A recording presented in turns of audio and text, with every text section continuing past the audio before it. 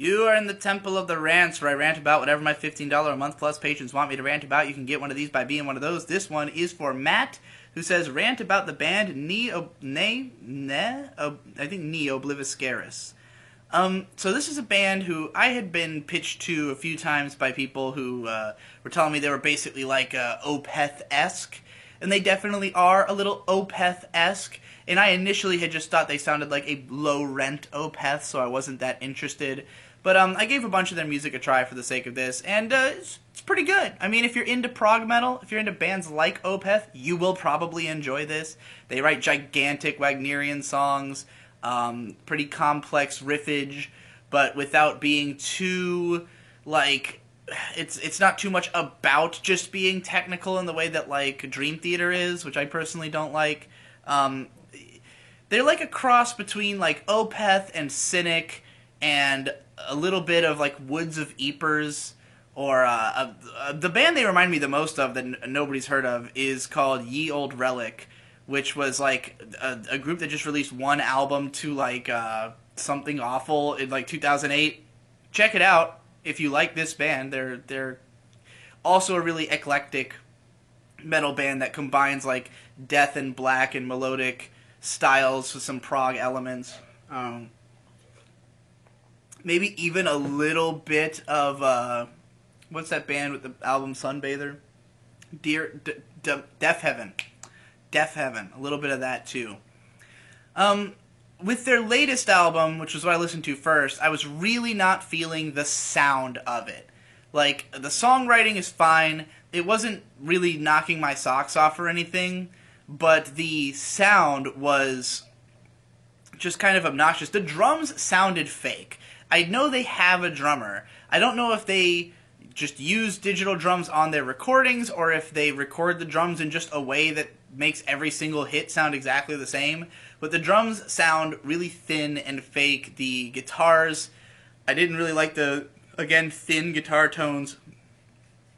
But, like, the bass playing was nice sounding, at least. Kind of reminded me of Cynic on Kindly Bent to Free Us, which is ironic because it actually was a bassist from Cynic from before that, from the Traced in Air era. But, yeah, I wasn't really feeling that album. Went back and listened to their first one. I was feeling that one a little bit more. There were certain parts where some of the, like, added instrumentation on top of everything I didn't think worked that well.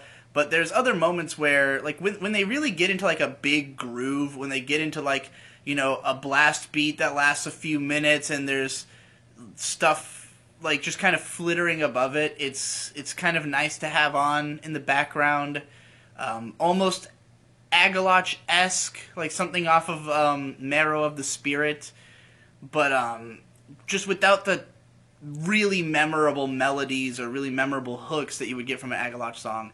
I ended up listening to the most of their second album. That was the one that I was enjoying the most because the sound was probably the best on it. The drums didn't sound quite so, quite so polished. It was a little bit murkier, which I like from my metal music. It had even longer sort of passages of just that droning melodic feel, a little bit more post-metal-ish, I guess, and I was appreciating that. So, yeah, I mean, this is a band that if I had listened to them back in my, like, real prog metal phase, in, like, when I was, like, 15 or 16, I think this would have been one of my favorite bands at the time. So, like, if you are into that, this is definitely one of those bands that is a lot of people's favorite band who gets into them. Like, I can tell from reading comments, reading reviews and stuff, like, they are one of those bands who people find out about and they fucking are their world, because it's a very distinctive sound. But, I see a lot of people calling it like, oh, this is like the most unique thing I've ever heard. And I'm like, I've listened to enough prog metal to know that this is not the most unique thing I've ever heard, but it's still pretty good. I just don't think that it's as memorable to me as some of the bands that I've been a fan of. But at the same time, I've been a fan of those bands for a long time, so there's definitely some bias there. It's hard for me to say, if I listened to them more, I could really give you a better review. But I was very interested to find out that this band runs through a Patreon, and their Patreon is extremely open about the necessity of it, where the money goes. Basically, they did a crowd-funded world tour at some point, And I guess in the end they still had like a lot of debt left over from it, and they all have day jobs that they ended up having to give up to go on a second world tour to make back some of the money from the first one, I guess. I don't know, it was confusing, but their Patreon basically details their financial situation and what they would need to be able to do the job full time without bleeding money. And they're making like $9,000 a month, but it said they would need like $15,000 a month for everyone in the band to be making minimum wage, since it is like a 6-person band.